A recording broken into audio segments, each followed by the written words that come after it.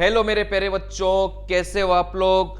मैं इस क्लास में मैं उन क्वेश्चंस को लेकर आया हूं जो बार बार रिपीट कर रहे हैं। आने वाले शिफ्टों में जिन बच्चों का भी एग्जाम है, इन क्वेश्चंस को रट के चले जाना। रटने का मतलब इनका जो तरीका है वो आप लोग सीख के चले जाना। सीधा पेपर में हिट करेंगे और जल्दी जल्दी बना करा जाना।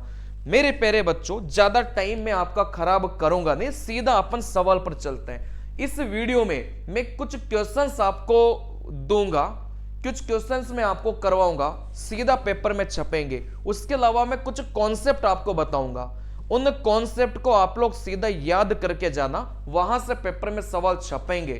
ठीक है ना। चलिए देखो यहां से, अब देखो ये वही सवाल है जो पुराने सालों में किसी न किसी एग्जाम में आ चुके हैं और इस बार ग्रुप डी में रिपीट कर रहे हैं। मेरे प्यारे बच्चों, आपको तो पता ही होगा कि ग्रुप डी में एक सिंगल सवाल नया नहीं आ रहा, वही पुराने सालों के सवाल किसी न किसी एग्जाम से रिपीट कर रहा है। चलिए, तो इस प्रकार का जो सवाल है वो ग्रुप डी 2022 में भी पूछा गया था, और ये सवाल देखो आरआरबी जेईई 2024 में भी पूछा गया है, और यही सेम सवाल ग्रुप डी 2025 में भी पूछा जा रहा है। ठीक है ना। तो यहां से देखो करना कैसे, करने का तरीका सीखो। लास्ट टाइम पर बस करने का तरीका सीखो। डिटेल में अपन सारी बातें तो बाद में करेंगे, पेपर के बाद में। ठीक है ना। बस यहां से करने का तरीका समझ लो। एक वॉशिंग मशीन का मूल्य एक टीवी के मूल्य से 40% कम है। ठीक है। यदि वॉशिंग मशीन के मूल्य में 64% की वृद्धि और टीवी के मूल्य में 20% की कमी होती है, तो 5 वॉशिंग मशीन और 7 टीवी के कुल मूल्य में क्या प्रतिशत में परिवर्तन आएगा। देखो ऐसे सवालों को बनाना कैसे, बहुत आसान है। सबसे पहले तो वॉशिंग मशीन दे के रखा है, तो इसको अपन ने वी लिख लिया। इसके अलावा अपन को टीवी दे के रखा है, मेरे प्यारे बच्चों, इसको अपन ने टी लिख लिया।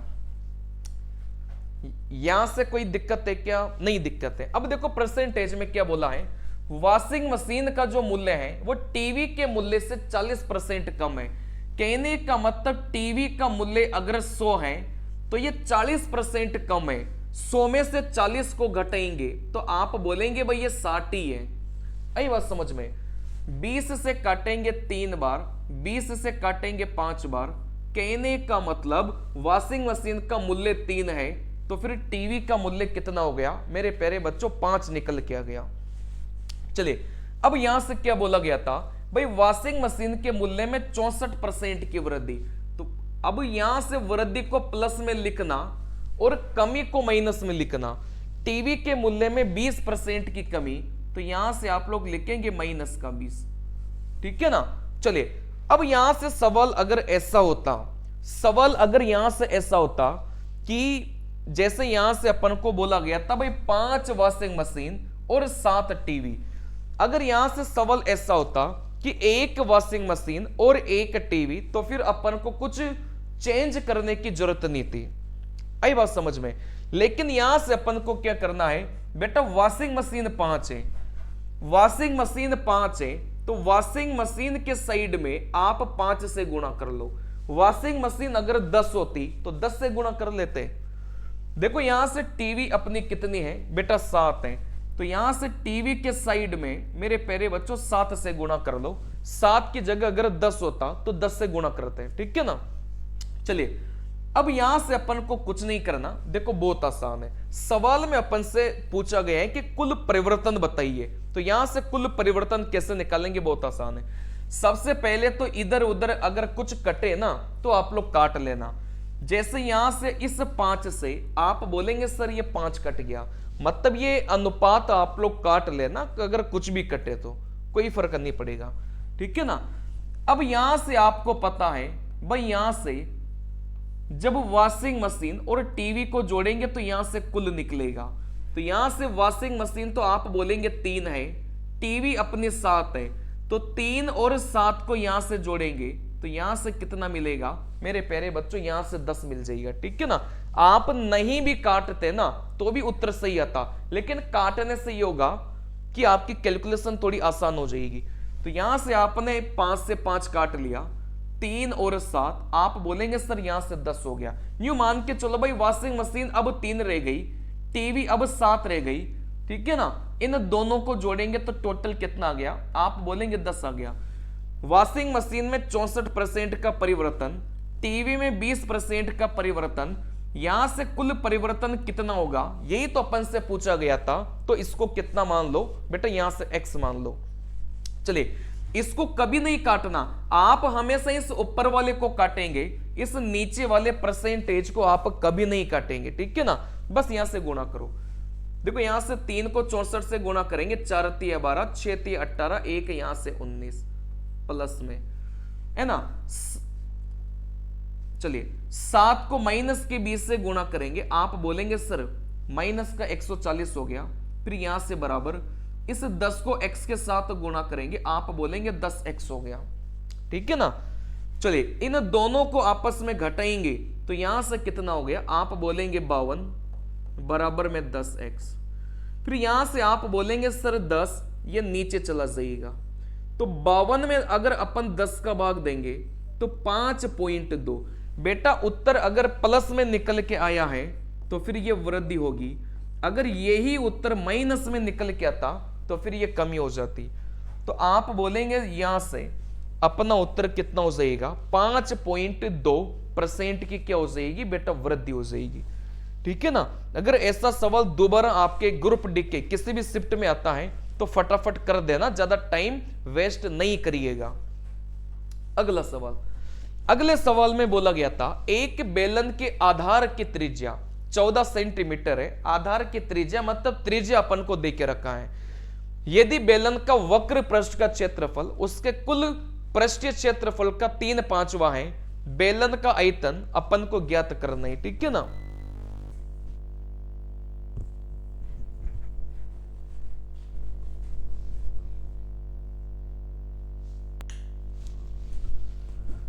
चलिए तो मेरे प्यारे बच्चों, आपको पता है भाई बेलन का आयतन क्या होता है, πr² होता है। बेलन का आयतन यही होता है।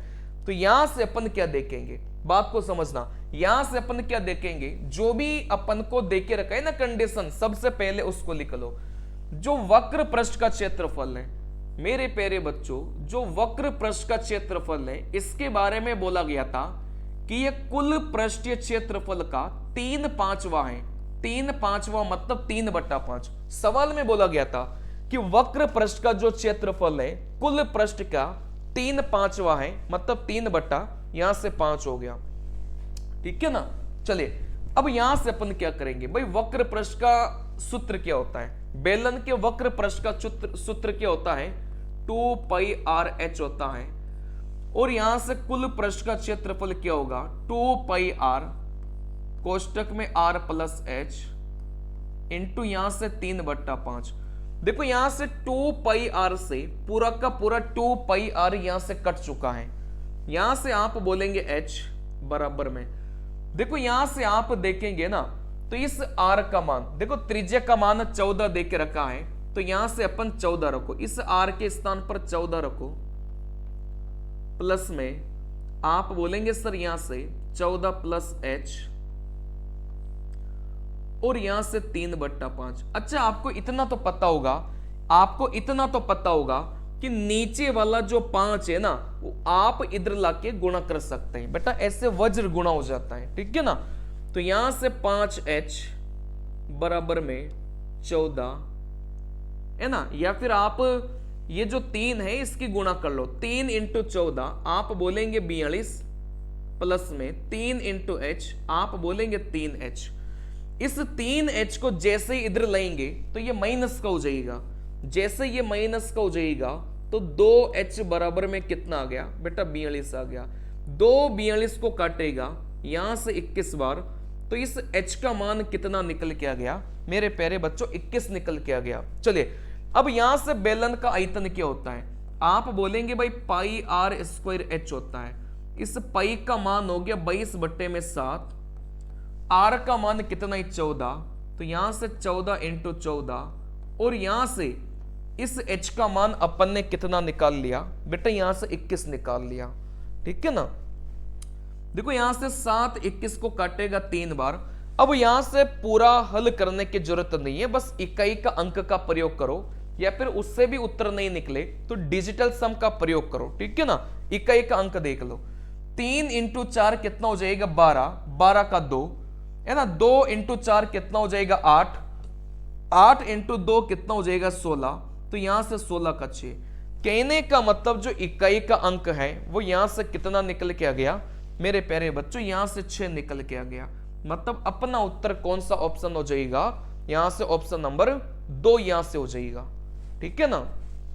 चलिए आसान सा सवाल है, पेपर में पहले भी पूछा जा चुका है, मैं आपको वही बता रहा हूं भाई, ये वो सवाल है जो इस बार के ग्रुप डी में भी पूछे जा रहे हैं और यही सवाल पहले भी किसी न किसी पेपर में पूछे जा चुके हैं, ठीक है ना। चलिए देखो मेरे प्यारे बच्चों अगला सवाल, पी आयत एबीसीडी के अंदर कोई बिंदु है, यदि पी ए बराबर 27, पीबी बराबर 21, पीसी बराबर 6, तो पीडी की लंबाई ज्ञात करो। अच्छा आपको यह तो पता होगा कि यहां से अपने पास में ये ए बी सी और यहां से डी है, अगर बीच में कहीं पर भी कोई भी बिंदु है पी, अगर यहां से आप लोग ऐसे मिलाएंगे, यहां से आप लोग ऐसे मिलाएंगे, तो यहां से हमेशा ध्यान रखना, हमेशा इसका एक रिलेशन ध्यान रखना है ना। देखो यहां से लेकर यहां तक का स्क्वायर, मतलब पी ए का स्क्वायर, पी ए का स्क्वायर प्लस में फिर सामने वाले का स्क्वायर कर लो, पी से लेकर सी का स्क्वायर बराबर में। अब जो काम इन दोनों के लिए किया है वही काम इन दोनों के लिए कर लो। सबसे पहले इसका स्क्वायर करो, पी से लेकर बी का स्क्वायर, फिर यहां से आप इसका स्क्वायर कर लो, पी से लेकर डी का स्क्वायर। अब इनमें से आपको टोटल मिलाकर 4 चीजें हैं, 3 चीजें आपको दी जाती हैं और चौथी चीज आपसे पूछी जाती है, ठीक है ना। चलिए तो यहां से मेरे प्यारे बच्चों अपन सबसे पहले यहां से ये आयत बना दो, वर्ग बना दो, कोई फर्क नहीं पड़ेगा। चलिए तो यहां से सवाल में अपन को बोला गया था भाई ए बी सी डी एक क्या था, अपने पास में एक आयत था, P एक अंदर एक बिंदु है। देखो P अंदर एक बिंदु हो गया। चलिए देखो P से लेकर A तक, P से लेकर A तक इसने कितना बोला है बेटा 27 बोला है। फिर यहां से P से लेकर B तक, P से लेकर B तक इसने यहां से 21 बोला है। P से लेकर C तक, P से लेकर C तक इसने 6 बोला है। और यहां से P से लेकर D तक, इस P से लेकर D तक मेरे प्यारे बच्चों अपन से पूछा गया है, ठीक है ना। तो यहां से देखो करना कैसे है, बात को समझना, बस यही कॉन्सेप्ट। सबसे पहले इसका स्क्वायर करो, आप बोलेंगे 27 का स्क्वायर प्लस में, फिर इसके सामने वाले का स्क्वायर करो, आप बोलेंगे 6 का स्क्वायर बराबर में, फिर यहां से इसका स्क्वायर करो, आप बोलेंगे बेटा 21 का स्क्वायर प्लस में, फिर यहां से आप इसका स्क्वायर करो, आप बोलेंगे बेटा यहां से x का स्क्वायर। अब कैसे भी हल कर लो, है ना भाई। अगर ऑप्शन होते तो अपन इकाई के अंक से भी हल कर सकते थे, मान लो ऑप्शन नहीं है अपन वैसे हल करते हैं, ठीक है ना। अब कोई बच्चा 27 का स्क्वायर करके हल कर लो, 6 का स्क्वायर करके हल कर लो, 21 का स्क्वायर करके हल कर लो, है ना। नॉर्मल तरीका आप लोग हल कर सकते हैं, लेकिन मैं आपको वो तरीका बताऊंगा कि कल को 27 के स्थान पर जैसे 54 आ जाए तो 54 का स्क्वायर निकालने मत बैठना। अगर 6 के स्थान पर 37 आ जाए तो 37 का स्क्वायर निकालने मत बैठना, ठीक है ना। आपको देखो एक बहुत छोटी सी चीज पता होगी, a का स्क्वायर माइनस का b का स्क्वायर, तो आप बोलेंगे सर एक बार माइनस कर दो, एक बार प्लस कर दो। जैसे मैं आपको बोलूं भाई 27 का स्क्वायर माइनस का 15 का स्क्वायर, तो आप इसको कैसे हल करेंगे भाई, एक बार तो प्लस करो, तो यहां से कितना हो गया, प्लस किया तो 42 गुणा, एक बार माइनस करो, जैसे माइनस करेंगे तो आप बोलेंगे सर यहां से 12 हो गया, तो 12 दूनी 24, 12 चौके 48 और 2 कितना हो जाएगा 50। तो मेरे प्यारे बच्चों 27 का स्क्वायर माइनस 15 का स्क्वायर कितना हो जाएगा 504 निकल के आ जाएगा, ठीक है ना। चलिए तो ये वाला तरीका आप लोग लगा लो। तो यहां से अपन वही करेंगे, यहां से अपन वही करेंगे, इस 21 के स्क्वायर को अपन इधर लेकर आएंगे, जैसे 27 का स्क्वायर इस 21 के स्क्वायर को बराबर के इधर लेकर आएंगे तो ये माइनस का हो जाएगा, और ये 6 का स्क्वायर तो बेटा 36 हो जाएगा, है ना, और इधर 21 के स्क्वायर को इधर लेकर आ गए तो यहां से बचेगा x का स्क्वायर। अब यहां से आप इसको, जैसे मैं आपको वो तरीका बता रहा हूं कि यहां से अगर बड़ी संख्या भी आ जाए ना तो करना कैसे है। देखो यहां से एक बार माइनस करो, एक बार माइनस करेंगे तो आप बोलेंगे 6, और यहां से एक बार प्लस करो, जैसे एक बार प्लस करेंगे, है ना, मैं इधर करके बता रहा हूं आपको, जैसे यहां से 27 का स्क्वायर माइनस का 21 का स्क्वायर है, तो आप बोलेंगे सर एक बार माइनस कर लो, एक बार प्लस कर लो, तो यहां से एक बार माइनस करेंगे तो यहां से आप बोलेंगे 6, और यहां से एक बार प्लस करेंगे तो यहां से कितना हो जाएगा बेटा 48 हो जाएगा। ठीक है ना, बस इन दोनों को अपन गुणा करेंगे, अपना उत्तर निकल के आ जाएगा 8 छंग 48, 4 छंग 24, 24 और 4 कितना हो जाएगा, आप बोलेंगे 28 हो जाएगा। तो मेरे प्यारे बच्चों इसका उत्तर तो निकल के आ गया 288, और यहां से इसमें जोड़ेंगे 36, तो यहां से कितना हो जाएगा 31, और यहां से 32, 324 बराबर में x स्क्वायर। आपको यह पता होना चाहिए कि एक साइड से स्क्वायर हटाकर दूसरे साइड में रूट लगेगा, तो 324 का रूट कितना मिलेगा मेरे प्यारे बच्चों 18 मिलेगा। तो इस सवाल का जो करेक्ट उत्तर है वो कितना हो जाएगा बेटा, यहां से 18 निकल के जाएगा। क्या ये बात क्लियर है? क्या इसमें कोई भी समस्या हो तो बताइए। चलिए अगले सवाल पर अपन चलते हैं।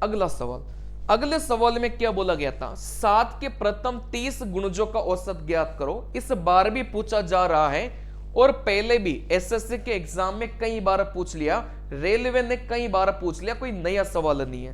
ठीक है ना, तो यहां से 7 के जितने के गुणज का अपन को निकालना हो मेरे प्यारे बच्चों, सबसे पहले तो यहां पर 7 लिखो और इधर भी अपन 7 लिखेंगे।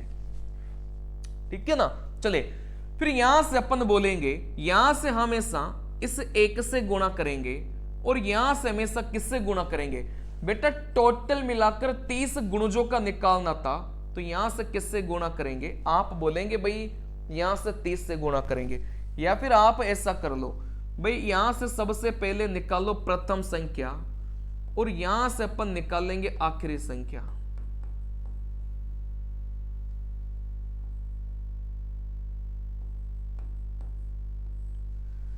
ठीक है ना, क्योंकि आपको पता है भाई औसत क्या होता है, औसत होता है बेटा प्रथम संख्या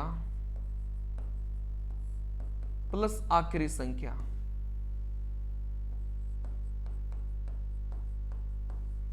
प्रथम संख्या प्लस आखिरी संख्या, इसमें अपन किसका भाग दे लेंगे बेटा, 2 का भाग दे लेंगे, तो औसत निकल के आएगा। ठीक है ना, तो यहां से आप बोलेंगे सर प्रथम संख्या मतलब पहली संख्या, और यहां से आखिरी संख्या मतलब 30वीं संख्या, क्योंकि अपन को 30 गुणजों का निकालना था। चलिए लेकिन गुणज किसके लेने थे, 7 के गुणज लेने थे, तो इधर भी 7 से गुणा करो और आप बोलेंगे सर इधर भी 7 से गुणा करो, तो यहां तो आ गया 7 और यहां से कितना आ गया, आप बोलेंगे 210 निकल के आ गया।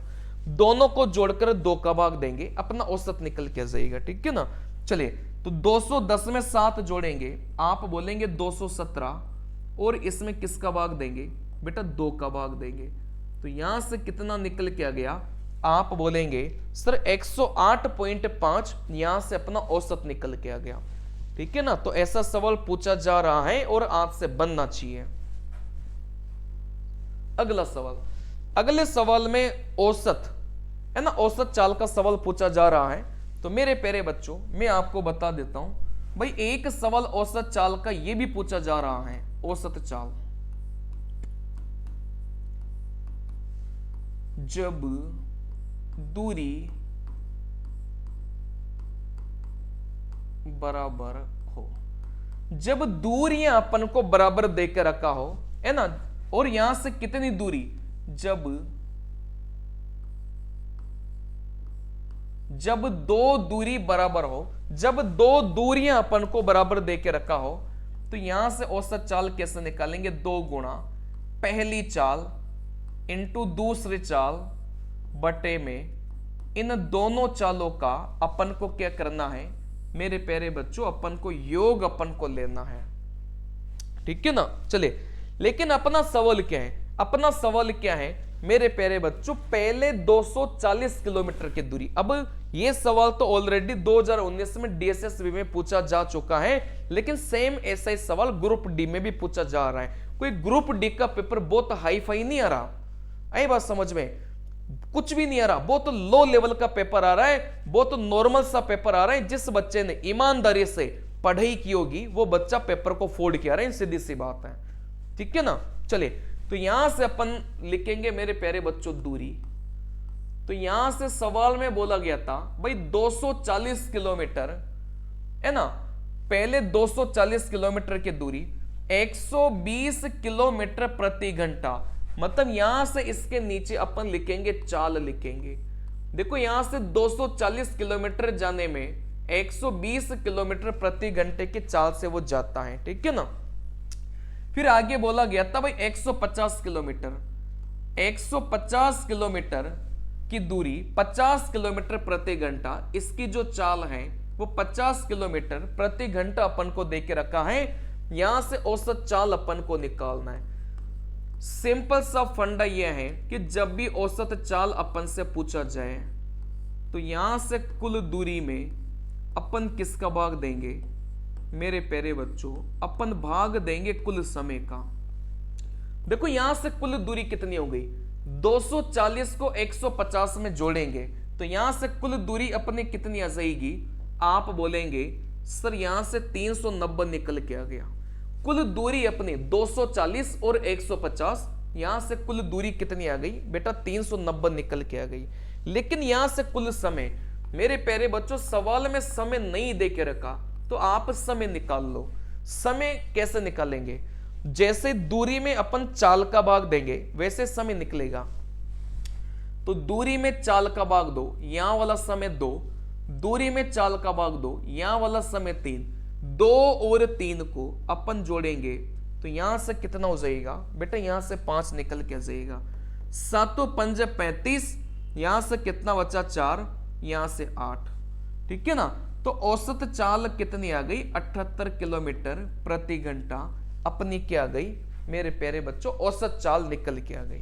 क्लियर है बात, इसमें कोई समस्या हो तो बताओ, नहीं होनी चाहिए। ऐसा सवाल पेपर में आ रहा है और आपसे बनना चाहिए। चलिए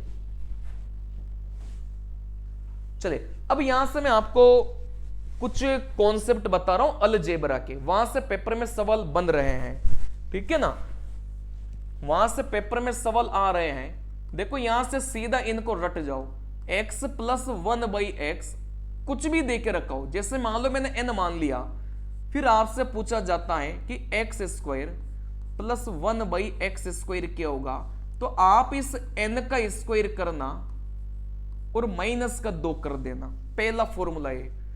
दूसरा फॉर्मूला मेरे प्यारे बच्चों आपको क्या ध्यान रखना है, x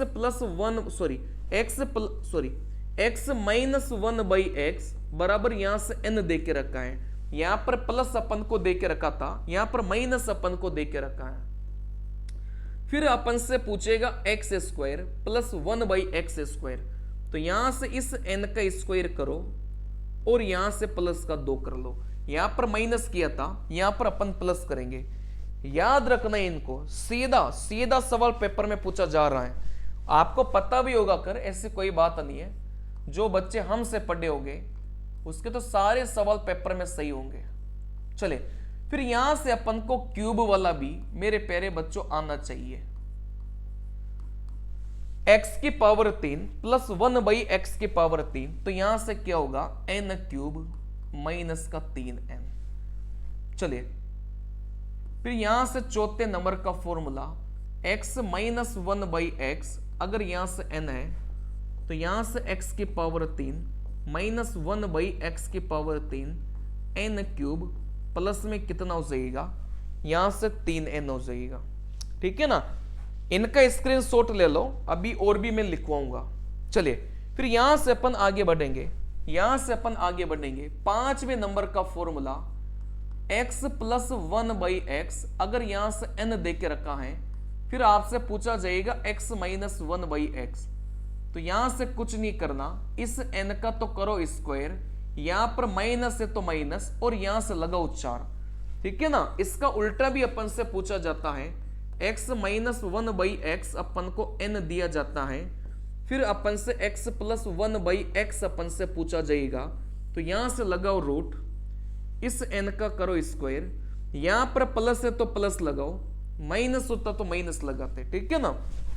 चलिए फिर यहां से अगला फॉर्मूला, यहां से अगला फॉर्मूला अपन से पूछा जा रहा है बेटा x square plus 1/x square, अगर यहां से n है तो फिर यहां से अपन से दो चीजें पूछी जा रही है कि x प्लस 1/x बताओ और यहां से x माइनस 1/x बताओ। दोनों चीजें अपन को याद होनी चाहिए, दोनों चीजें अपन से पूछी जा रही है, ठीक है ना।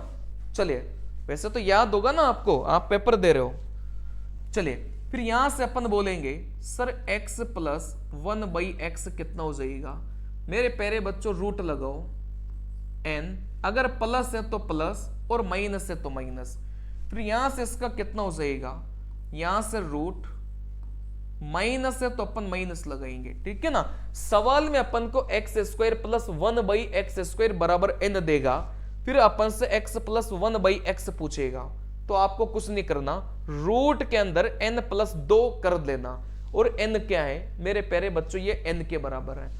फिर यहां से अगर ये पूछा जाए तो रूट के अंदर n माइनस 2 कर देना। ये फॉर्मूला में आपको समझाने नहीं बैठूंगा, अभी लास्ट मोमेंट है तो आप लोग इनको याद कर लो, सीधा सा फंडा ये है।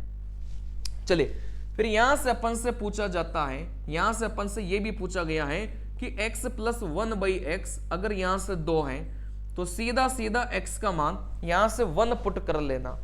फिर यहां से अपन से ये भी पूछा गया है कि x प्लस 1/x अगर यहां से माइनस का 2 है तो फिर यहां से x का मान अपन क्या पुट करेंगे मेरे प्यारे बच्चों, यहां से माइनस का 1 अपन पुट करेंगे।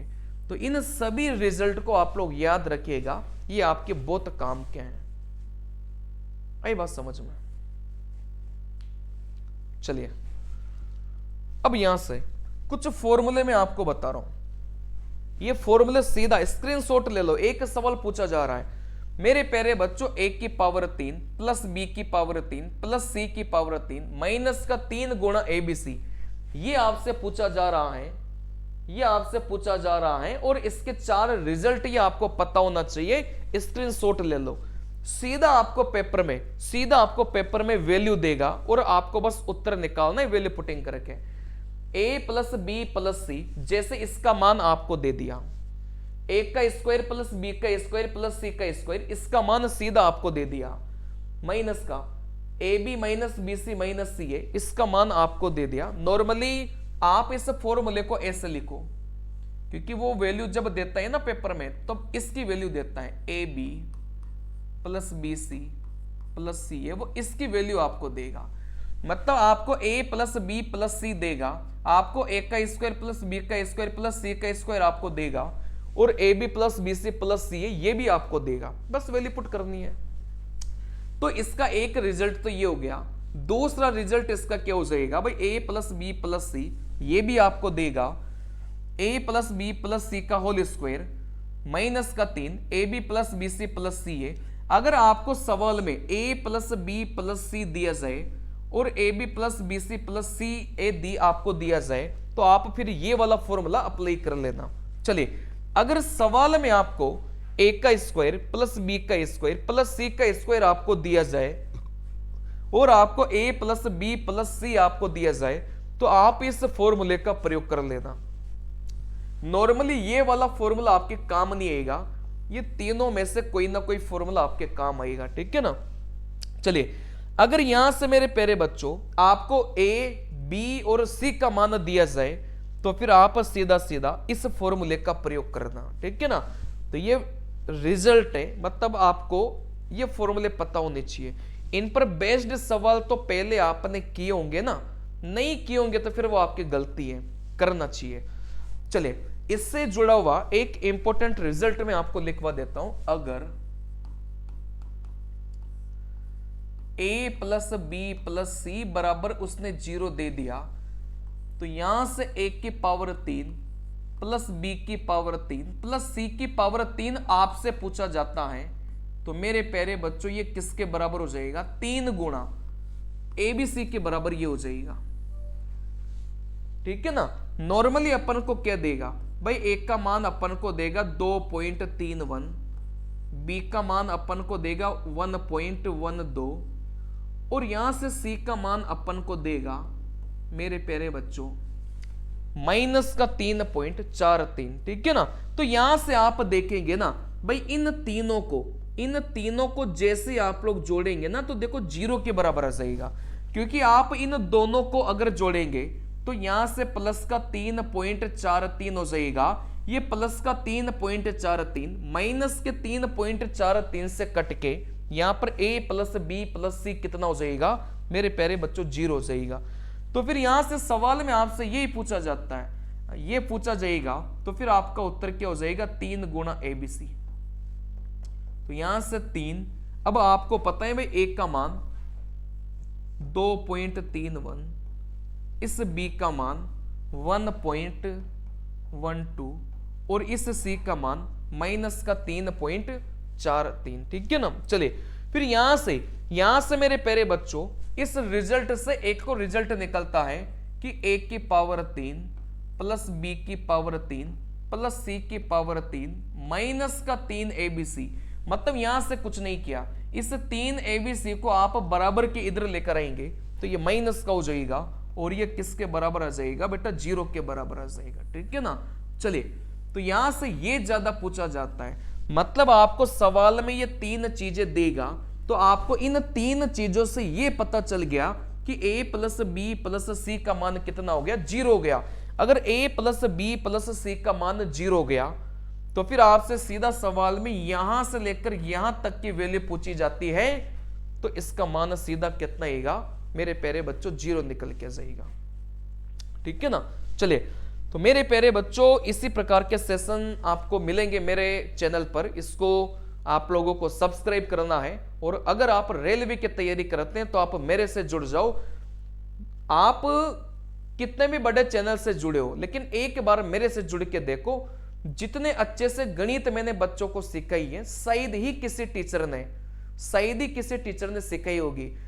पढ़ने वालों को सभी पढ़ा सकता है, इंटेलिजेंट बच्चों को सभी सिखा सकता है, लेकिन एक कमजोर बच्चा जिसकी नींव कमजोर है उस बच्चे को ये जो बड़े बड़े एजुकेटर्स जिनका नाम आप लोग सुनते हैं ना, ये आपको कभी नहीं सिखा सकते। और वो नाम से बड़े हैं, उनका कंटेंट जाके देखना, कंटेंट उनके कंटेंट में कोई दम वाली बात नहीं है। आप जो बड़े एजुकेटर्स सुनते हो ना नाम, उनका कंटेंट आप लोग जाके देखना एक बार, आपके सिर से सीधा ऊपर से निकलेगा।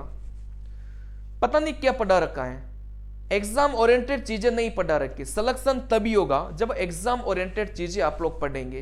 तो एक बार मेरे से जुड़ो, आपको मजा नहीं आ जाए ना तब आप लोग बोलना। नमस्कार मेरे प्यारे बच्चों, मिलते हैं अगली क्लास में। नमस्कार।